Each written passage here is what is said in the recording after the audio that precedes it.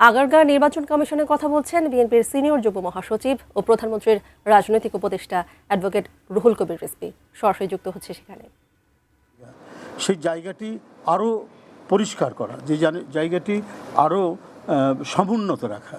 ডেমোক্রেসিতে একটি রাজনৈতিক দল বা একটি রাষ্ট্রের প্রতিটি প্রতিষ্ঠানের যে স্বচ্ছতা, সেই স্বচ্ছতা নির্ণয় করে হচ্ছে জনগণ এবং গণমাধ্যম।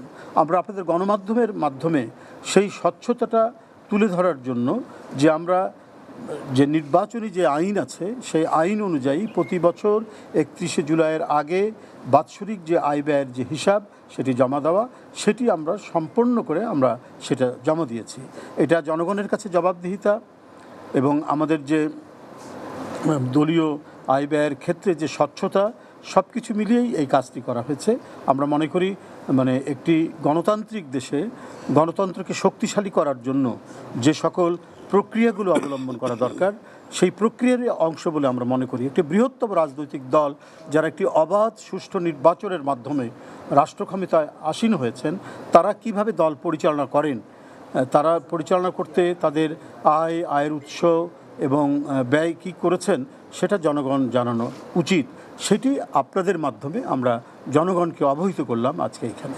আপনারা কষ্ট করে এসেছেন, আপনার ধন্যবাদ। প্রশ্ন আছে, আজকে 19 তারিখ, 19শে জুলাই রক্তাক্ত এই দিনে 2024 সালের হেলিকপ্টার থেকে গুলি করে মানুষ মারা হয়েছে। সেদিন প্রেসক্লাবের ভিতর থেকে বেআইনিভাবে আপনাকে আটক করে নেওয়া হয়েছিল, গ্রেপ্তার করে নেওয়া হয়েছিল পুলিশ।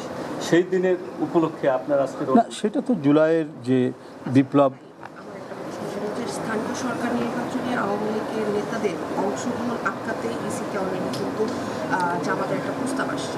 তো আপনাদের পক্ষ থেকে আপনারা আসলে কি চান যে এই স্থানীয় সরকার নির্বাচনে কি তারা আসলে অংশগ্রহণ করতে পারবেন? আপনাদের পক্ষ থেকে দেখুন, এবারে নির্বাচন তো দলীয় ভিত্তিতে হচ্ছে না। আপনারা আসলে প্রার্থীতা বাছাইটা কিভাবে করবেন? দলীয়ভাবে করবেন নাকি জোটগতভাবে স্থানীয় সরকার? আচ্ছা, আমি এক এক করে বলি।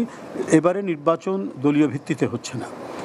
তো সেই ক্ষেত্রে নির্বাচন কে করবে না করবে এটা আদালতের বিষয়, এটা নির্বাচন কমিশনের বিষয়।